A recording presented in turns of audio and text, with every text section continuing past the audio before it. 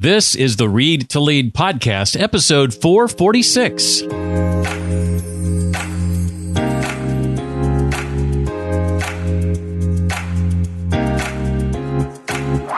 If we think everything's got to originate with me, it's got to come from my own brain, and it's got to come from nothing effectively, then we're never going to generate. When we see that there's lots of inputs that can stimulate our thing, that's how we define inspiration, by the way, the disciplined pursuit of unexpected inputs. We all want great ideas, but few actually understand how great ideas are born. Innovation is not an event, workshop, a sprint, or a hackathon. It's a result of mastering idea flow, a practice that elevates everything else you do. Hi, I'm Jeff Brown, and this is the Read to Lead podcast. It's the podcast that's dedicated to your personal and professional growth, where I believe that if you want to achieve true success in business and in life, then intentional and consistent reading is a must. What's the point of a podcast about reading? Well, I hope to help narrow your ever-important reading list and bring you, from each author we talk to, the key insights and main ideas from the book we're diving into. Today's guest is Jeremy Utley. He's co-author, along with Perry Claiborne, of a book called Idea Flow, the only business metric that matters.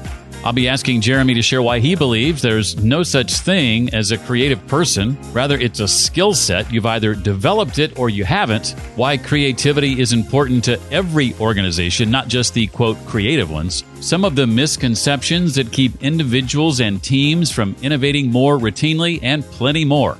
Later today, I'll be holding the last live class in the third iteration of my new cohort called Note-Making Mastery. And I have good news. If you've missed October's live cohort, as of today, you'll be able to access all 5 of our sessions on demand. It is hands down the most popular course I've created and taught over the last 9 or 10 years. I highly encourage you to check it out. It's Note-Making Mastery, the self-paced edition. October's session wraps up officially today, but you can get it on demand. Just go to jeffbrown.me. Easy to remember. jeffbrown.me to check it out. Again, that's Note-Making Mastery. And even the self-paced version is more than just a course. When you jump into the course, you also get access to my Read to Lead community, a diverse group of people that have one key thing in common, a desire for lifelong learning and professional growth. As a part of the community, you get my personal book recommendations, and you get to join in on our private book discussions. There's early access to podcast episodes and even exclusive access to podcast video interviews. And you'll find conversations centered around growth and development, no surprise there, note-taking, or what I like to call note-making, side hustles and self-employment, and creating in public. If you're passionate about any of these areas, you've found your tribe. I hope you'll join us. Wendy says, I'm really enjoying this community-based learning platform. It provides many engaging ways to connect with others and the content. Kathy, who's a part of our recent cohort, says, I'm so certain I'm in the right place with the right people. I hung up from today's call, so excited for what's to come. Gary said, each week brings more clarity and confidence. Thank you for your consistent transparency and willingness to help each one of us. I'm so grateful that I signed up. Kathy says, this is by far the coolest thing I'm doing in my business and life right now. Want to join them? You can when you jump into the self-paced edition of Note-Making Mastery. One more time, it's all at jeffbrown.me. Jeremy Utley is here to help us today with our ideas, to solve once and for all the idea problem. He is Director of Executive Education at Stanford's D School and an adjunct professor at Stanford's School of Engineering. He is also the host of the D School's widely popular program, Masters of Creativity. And his new book, co-written with Perry Claiborne, is called Idea Flow, the only business metric that matters. Jeremy, welcome officially to the Read to Lead podcast. Glad to have you here. Thanks, Jeff. Glad to be here. Well, you say at the outset, and we've actually had a couple of authors on recently that have asserted the same thing. I'm thinking of a book called How Creativity Rules the World by Maria Brito, where you talk about how there's really no such thing as a creative person. Rather, it's a skill set. You've either developed the skill set or you haven't. So how do we turn creativity into a daily practice? Yeah, it's a great question. And I think for a lot of people, if they don't realize that it's a muscle that they can develop like any other, then they just fail to attend to it. But very simply, the best definition I've ever heard of creativity comes from a seventh grader in Ohio who once said, creativity is doing more than the first thing you think of. And her teacher had asked for definitions of creativity. She put that up on a board, and her teacher loved it so much, she sent it to the director of K-12 education at Stanford D School. And she shared that with me. And because she knows it's something I believe so profoundly, the reason it's such an insightful definition, besides its simplicity, is it speaks to something that's very difficult for human beings to do, which is think of more than one answer to a question. Or think of more than one solution to a problem. So very simply, when you say, how can we exercise our creativity? I would say every problem is an opportunity for creativity, insofar as what that means is generating more than one solution before you select.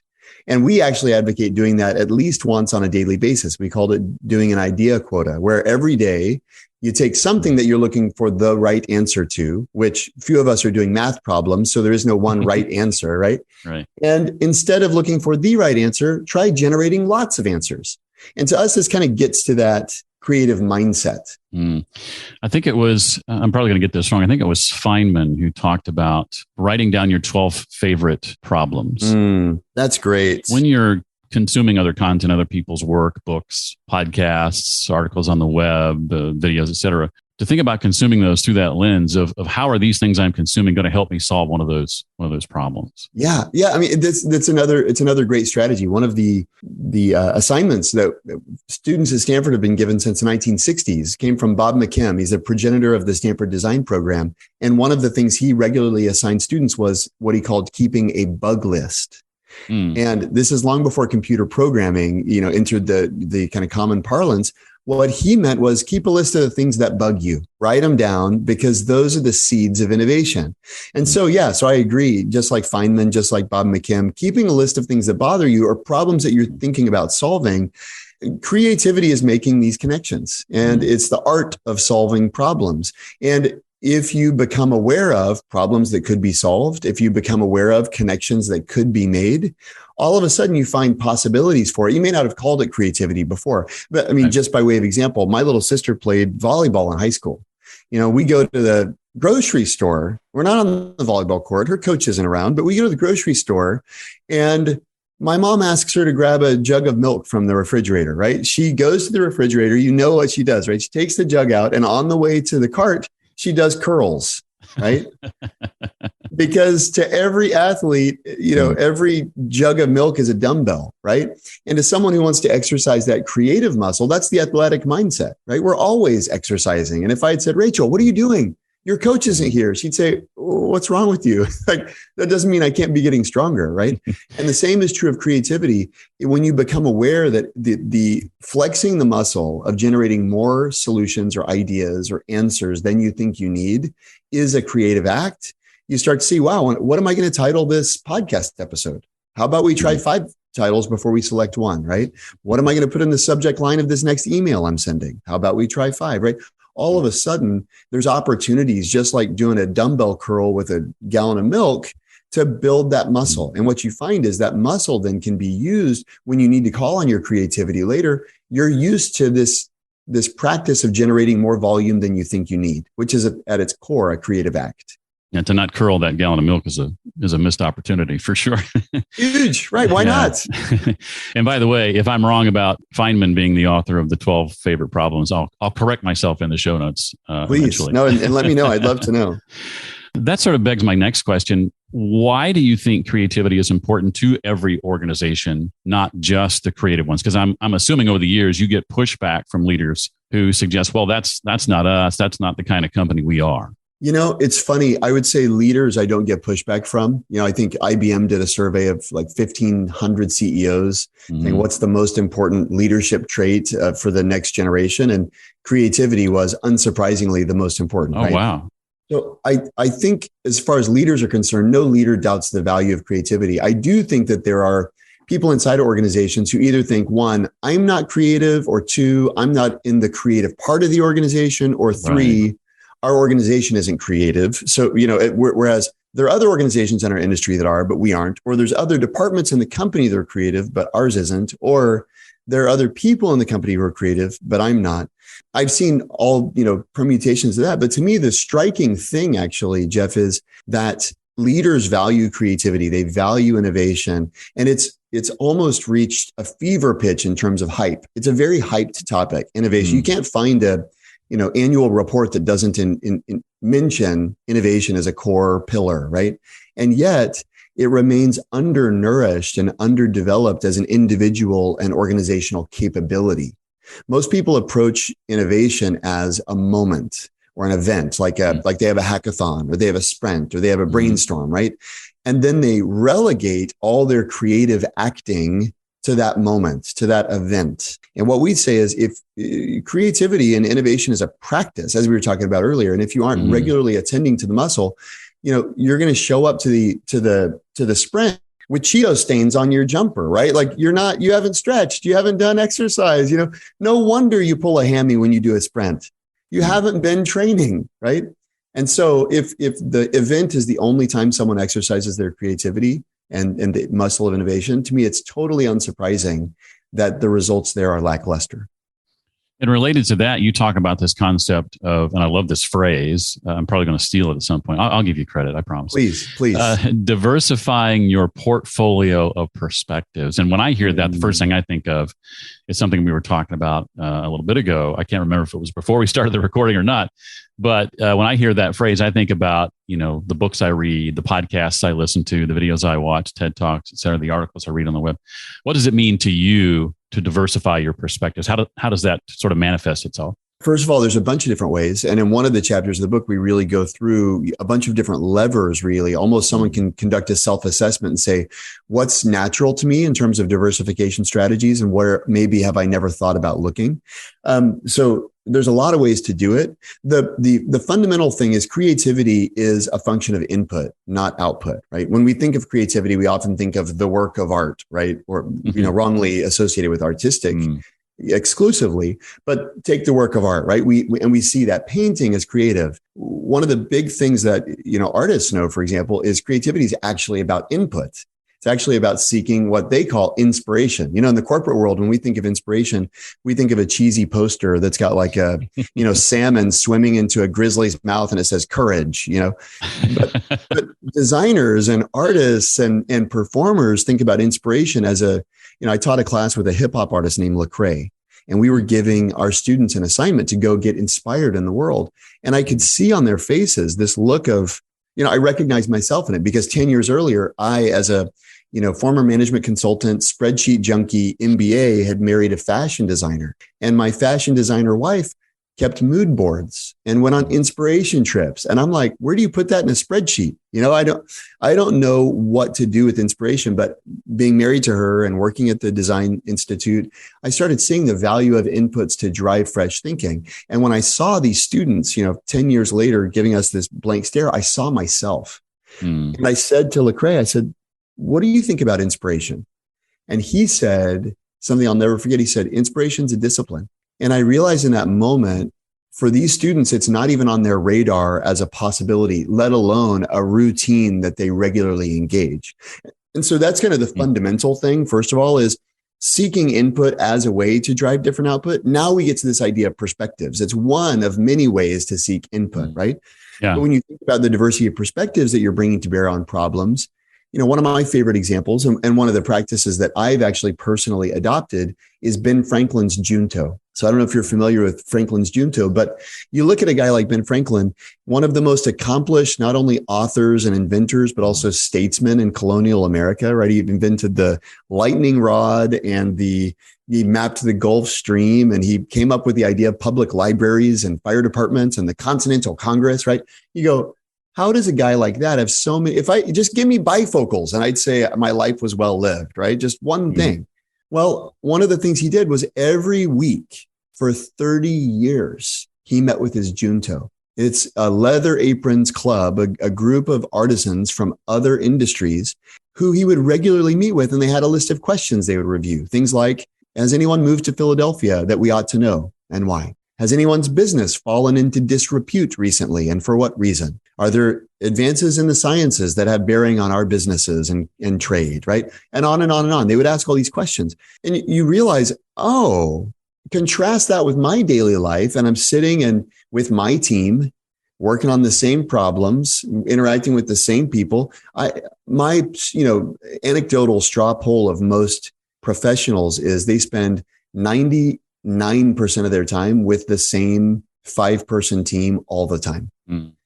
And so, which is to say, the level of diversity of perspectives that can influence their thinking is exceptionally low. And so, one of the things that I've done is I actually have created a couple of juntos. I've got a group of CEOs that I meet with on a monthly basis, and I've got a group of peers that I meet with on a monthly basis.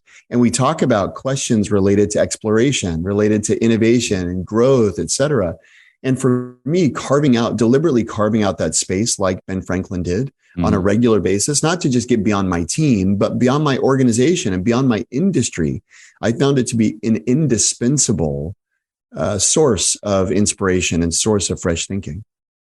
Yeah, I do something similar, calling it mastermind groups. I'm a part of several, lead one of my own, and then participate in some others.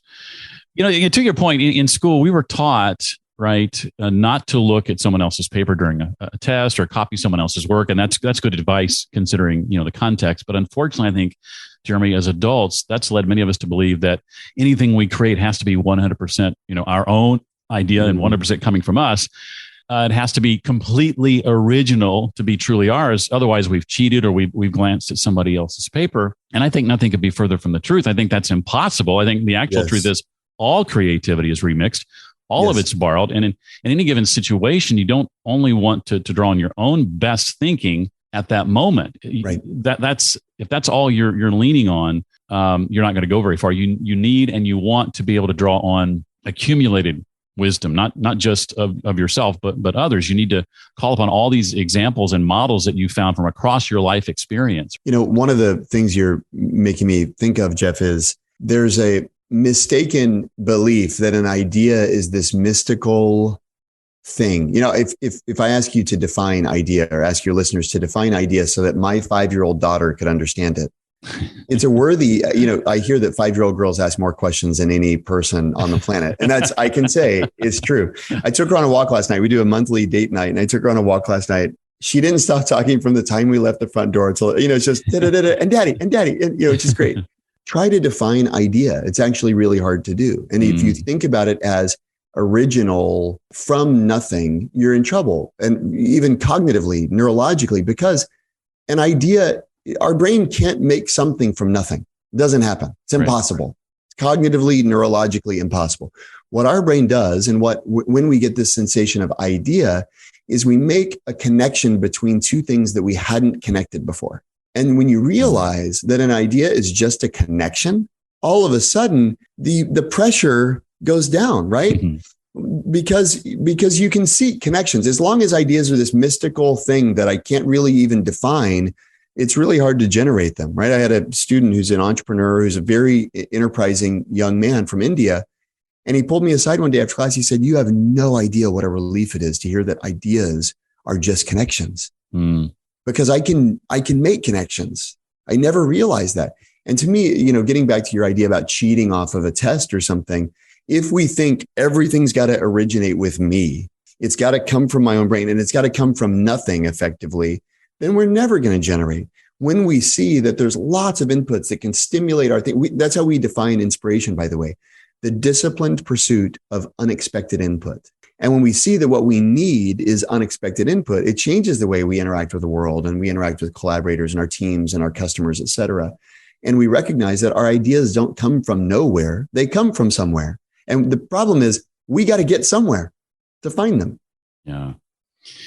I'd be curious to get your take on just the last couple of years and the impact and the changes the world has gone through with regard to COVID, and how just so many of us working remotely these days, how that's impacted creativity, would you say? I think we've squandered an incredible opportunity, to be honest with you.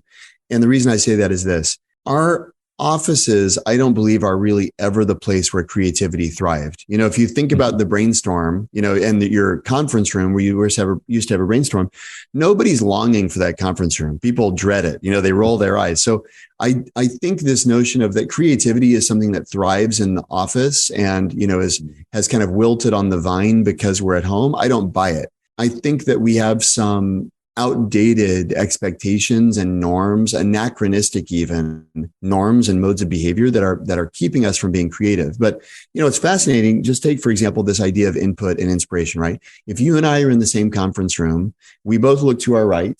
We see the same thing. It's probably a beige, sterile wall, devoid of inspiration or meaning. We look to our left, we see the same thing, more of the same, right? But you and I here, if you look to your right and I look to my right, I'm looking at, Father and Son, a book by Thomas Watson Jr. about IBM. What are you looking at, right? You're looking at something totally different. And we can be having a conversation and then literally the inputs that are available to us beyond this box are incredible. What if we both took a walk for 5 minutes? What if we both just turned off our video and silenced our mics and thought for 5 minutes? Which is to say, there's profoundly moving and effective techniques available literally at our fingertips and at the tips of our toes in a remote environment. But what's keeping us from them? We go, well, I got to have my camera on.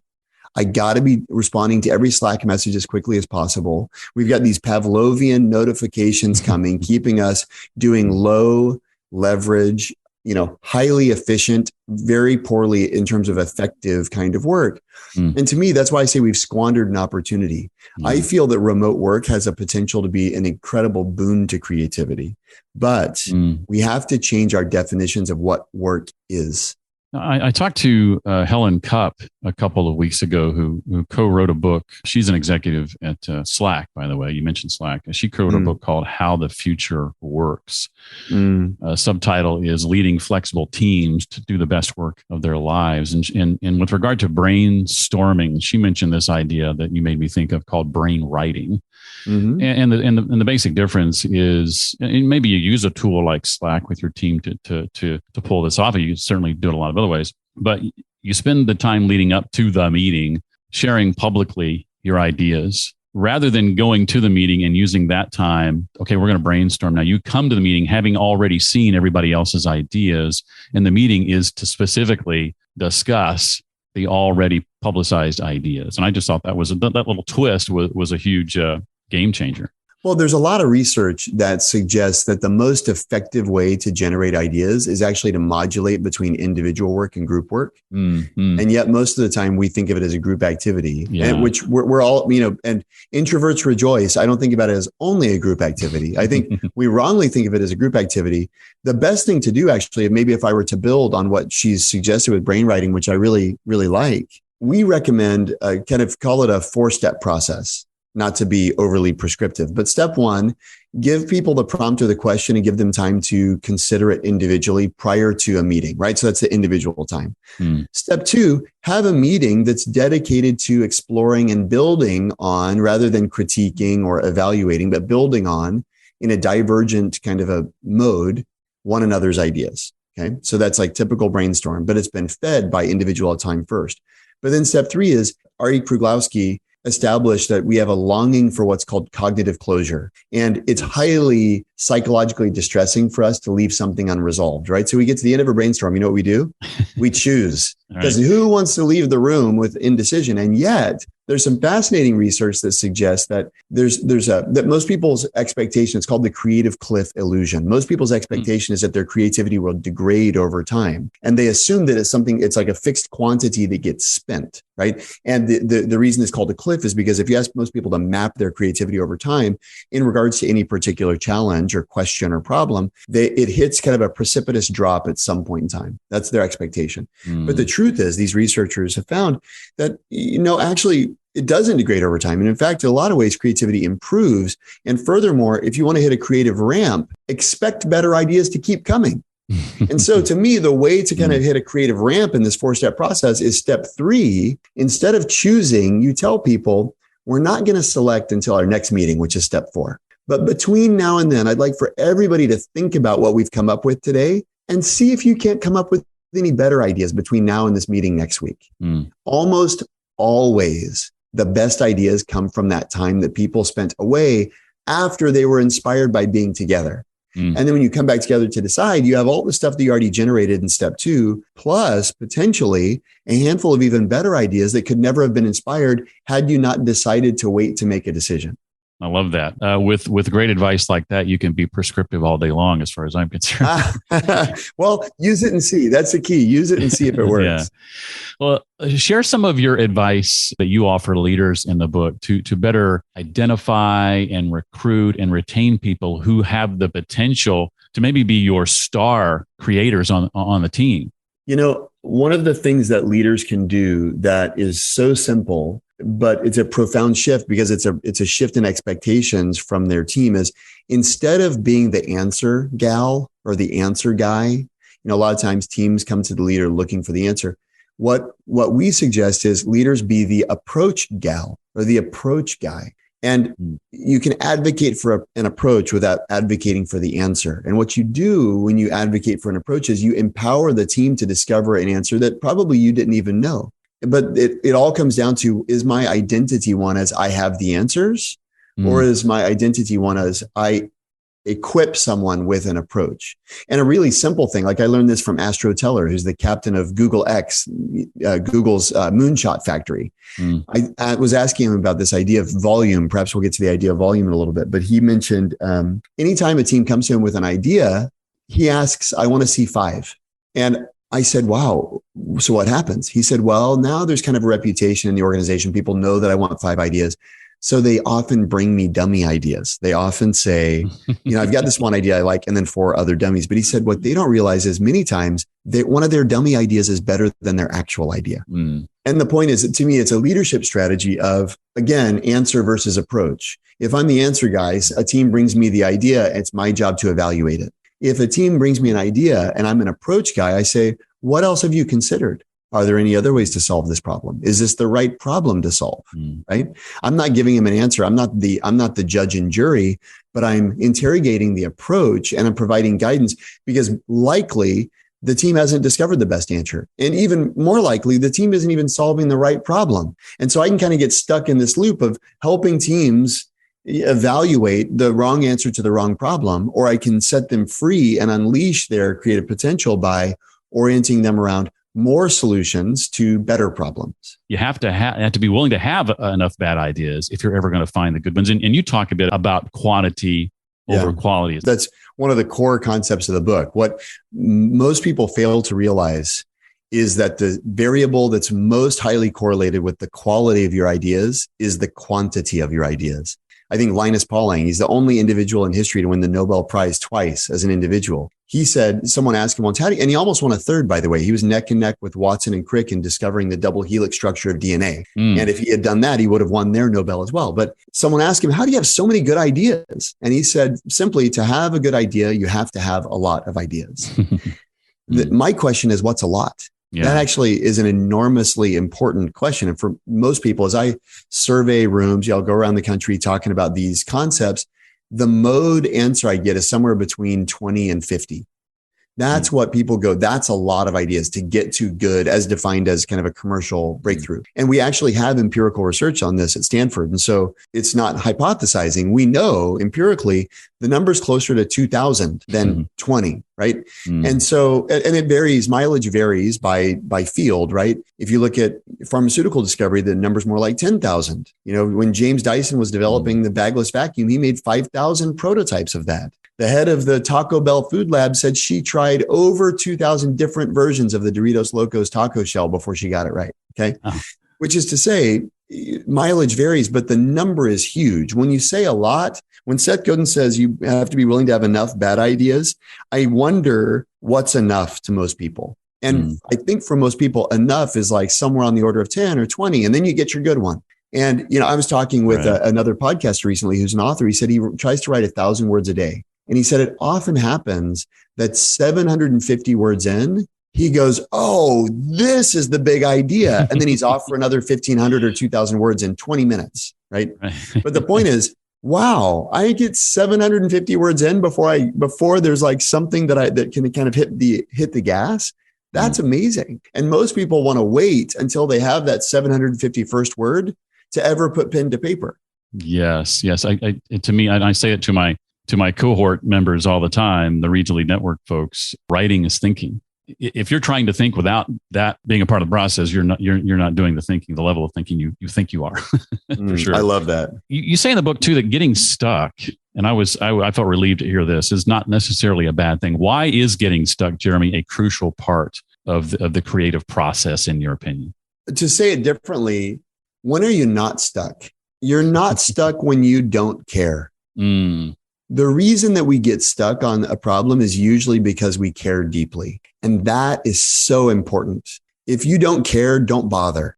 But if you do care, recognize you're going to hit roadblocks. You're going to get stuck. That's fine. But what happens and what's amazing about getting stuck is it triggers the subconscious to work overtime. And we find ourselves, it's called the Zygarnik effect, after Bluma Zygarnik, a Russian psychologist who found that if a problem is unresolved, our working memory continues to mull it over. That's why people say the history of innovation is the bed, the bus, and the bathtub.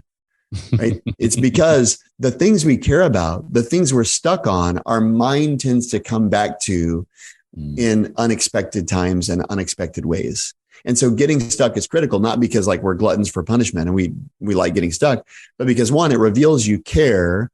And two, it's the state at which all of the powers of your being are brought to bear on the solution. Well, I've got a couple of questions not directly related to your book that I want to squeeze in here before we run out of time. But before I do that, Jeremy, anything else from the book you want to make sure we know? You talked about this concept of volume earlier that we didn't get to, maybe that or something else you want to make sure we walk away with? I think that there's a lot of mythology around innovation. There's a lot of misunderstanding. If you ask people, how do you get a breakthrough, or tell me about your last breakthrough? Most people think of it more like a break-in. It catches them off guard. It surprises them. They're the victim, right? And our belief and our experience is you can be the perpetrator of a breakthrough. You just need a new set of tools. You need a new method. Methods beat muses. And so what we've tried to compile is a systematic method for breakthrough thinking. And it doesn't make it easy. It doesn't make it automatic, but you can dramatically bend the odds in your favor by knowing and doing some very simple things. And our goal is that, as you said earlier, I was talking to my mom the other day because she wanted to read an advanced copy of the book. She's not a business person. And she goes, Jeremy, this book isn't a business book. And I said, what do you mean? He said, well, it's relevant to me. I've been using this stuff. It's really useful. I said, I know, Mom, but you have to have like a target audience. It can't be for everybody. But she goes, but it is for everybody, And I go, thank you, Mom. I appreciate that. Shout out to my mom if she's listening. But the point is, these tools are, and actually we have a bonus chapter on our website, ideaflow.design, called How to Think Like Bezos and Jobs. And the point of that is what makes exceptional breakthrough thinkers different is how they think. It's not their genes. It's not their DNA. It's not that they have something the rest of us don't. They think different, as the old Apple ad said, right? And you can too. And so our goal is to equip everyone with these aren't secrets, or they aren't intended to be secrets. They are accessible mindsets and tools everyone can use in their area where they're facing problems and challenges to increase their likelihood of a breakthrough. That is good stuff. You reminded me of yet another writer. I get James Clear's weekly email. He's, of course, the author of Atomic Habits, and love his stuff. Yeah, and the most recent one, he talks about two competing truths, two things that seem on opposite ends of the spectrum, but both can be true at the same time. And his two competing truths in this week's email was the more prepared person usually wins. I'm a big fan of preparation, as you probably realize, as evidenced by the list of questions and ideas I sent you prior to this conversation. I never want to approach one of these interviews without being prepared. But the competing truth is you get credit for action, not preparation. And I love that. And I was reminded of that as you were speaking. That's great. Let me ask you, I hadn't planned on asking you this, but I'm curious to know how you got connected with Lecrae. Let's see. He had an album that he wanted to reimagine how the album was going to drop. And he reached out to the D School and we did some collaboration with him. I wasn't involved in that project, but I think he fell in love with the environment. I don't want to put words in his mouth, but I think he really resonated with the way we approach problem solving. And he kind of tossed it out there. If you guys ever are interested in doing a class, I'd love to do a class. And someone who was involved in those initial conversations said, "Oh, our friend Jeremy is the guy." I love teaching new classes with new collaborators. And so they put us in touch, and he and a fellow Stanford instructor named Seamus U. Hart, and a couple of other amazing people, Brandon Middleton, amazing folks came together to run this experimental course. It was a lot of fun. Oh, and did you say the name of the course? It's called Controlling the Narrative. It was about equipping minority youth with media tools to tell their own stories. Fascinating. Yeah, I heard that name and I'm like, oh, that's a name I know. I want to know more about that. Oh, that's cool. That's cool. Over the course of your career, Jeremy, I would imagine you've read your share of books. I think good writers are often avid readers. If you were on an island, let's say, and you had to pick 2 or 3 to take with you, what would those books likely be? Maybe they're books that you find yourself recommending often to other people. Well, so that's an interesting question, because if I were going to an island, I would want to bring a book I haven't read yet. So are you asking me books I haven't read yet that I want to read, or books that I have read that I would recommend to you to take on your island? Yes. Thanks for that clarification. I asked that question in a way I've never asked it before, and I didn't realize that conflict there, but that you just pointed out. But yeah, I'm looking for something you've read before that you would recommend to someone else for their desert island experience. Got it. Yeah, I'm looking at my bookshelf now. It's a little absurd, but a few of my favorites. Well, you mentioned Richard Feynman. I love his memoir. Surely You're Joking, Mr. Feynman. That would be one that I would bring on my desert island, even though I've read it, just because he's great. I mean, he's really incredible. So that one for sure. I love a book called The Idea Factory by John Gertner, which is a history of Bell Labs. It's just an incredible history of, the folks who invented so much of the technology that we use to this day, pioneers, Nobel Prize winners, incredible people. And then I love Shoe Dog, Phil Knight's book. I think that's one of that. And actually Michael Dell's book, I've got it sitting next to it, Play Nice, But Win. I feel like both of those are almost thrillers in a sense. They've got a real dramatic tension and a narrative art to them that I love. A lot of books, I feel they lack that narrative structure that makes it so compelling, but I couldn't put either of those books down.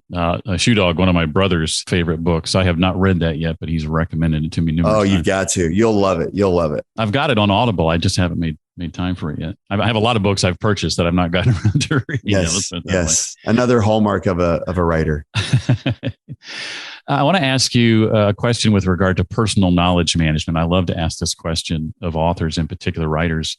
And this goes back to something I was telling you about before, the cohort that I lead called Note Making Mastery. It's all about getting your head wrapped around how to manage your personal knowledge. And it's a 4-phase process for us. It's note collection, it's note connection and organization, it's note crystallization, being good at developing and distilling your notes and adding your own thoughts and ideas to them. And the last part of the process is then creating with those notes. I'd just be curious to know what might some of your processes be for any one or more of those 4 phases: collection and capture, connection, organization, crystallization, creation.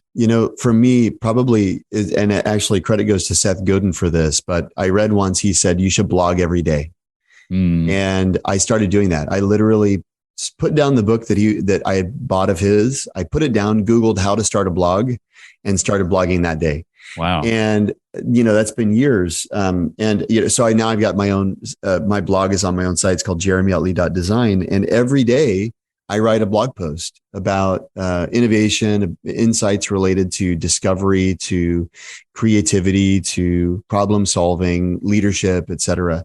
And to me, I would say that is a really useful practice for processing the things I'm learning, because you need an outlet of some kind. I find, just like nature abhors a vacuum, a blog abhors like a lack of knowledge, And so but I would say for me, my bias, and everybody has a different bias. I love learning so much. I love reading so much that if I didn't have like a forcing function of every day, I need to push something live, I would just read all the time. I'd just read in my free time. And I think I would just get, what is it? Hydrocephalus.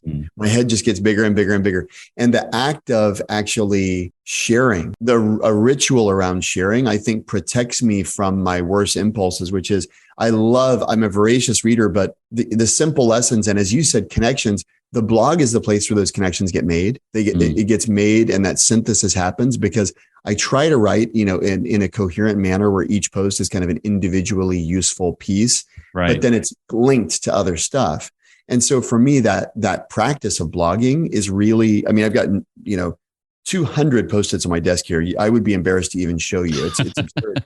But they're all kind of these fragments of things. And then I grab a couple of them and I'll write a post, and I have a conversation with you and I'll write a post. And that writing process is the way that I process my learning. Well, you just answered a question I was going to ask about next with the Post-it notes, I think. And by the way, I can vouch for Jeremy, because as we've been talking, I've seen him. I couldn't tell what he was writing on, but I can see him taking notes as we're talking back and forth. Totally. But my next question was going to be about, your writing is a way to get that knowledge out. You're not just consuming and then moving on to the next thing you're going to consume, which I think too many people do. And I encourage people to listen to this podcast to make sure that you don't just stop with consuming these conversations and maybe reading the books, that you do something with that information. Otherwise, what's the point of having consumed that information? But I was going to assume that when you write those posts, you're probably not starting oftentimes with a blank page. You're probably not starting with a blank screen, because in your case, you've got this myriad of Post-it notes or whatever else at your disposal. You've already done a lot of the work. Now it's just a matter of putting those thoughts together in a cohesive narrative, right? Yeah. And the big thing is, I think that I found is striking when inspiration strikes. There's no time like a moment that you feel a connection, that you become aware of a connection to capture that. And the half-life of inspiration is exceptionally short. It's exceedingly fleeting. And so for me, what I want to do is I want to remove as much friction as possible from the moment of inspiration to the moment of action. Well, I've enjoyed this so much, and I think it's so relevant to what I'm doing over in the Read to Lead network that I've just decided this in the moment. It's a perk for those in the network. I'm going to be publishing this conversation to them before I publish it as a podcast, just to give them early access to it, because I think it's so relevant to what we're doing. That's great. Jeremy's book, again, written with Perry Claybon, Idea Flow, the only business metric that matters. And I encourage you to pick it up right now. It's out as of today, October 25th, the day that this conversation is being released. So get it. Don't hesitate. Jeremy, thank you so much for being here. Thanks for having me, Jeff. I really love that Jeremy shared some older books for us to check out. It reminded me of something I read over the weekend. It says this: most people read the same books that everyone else has read, not necessarily for the ideas, but for the social reward of being able to talk about them with others. Reading the same thing as everyone else is only going to put the same ideas in your head that everyone else has. If you want new ideas, read old books. Thanks, Jeremy. Your recommendations are definitely some older books that I want to check out. I've listed all those on the show notes page for this episode. You can find that at readtoleadpodcast.com/446 for episode 446. You'll also find their ways to connect with Jeremy should you choose. Slated for next week is my conversation with the founder of Grubhub, a guy named Mike Evans, as we dig into his book called Hangry, a startup journey. That's next time, right here on the Read to Lead podcast. Well, that's going to do it for this week. I look forward to seeing you next time. Until then, as always, remember, leaders read and readers lead.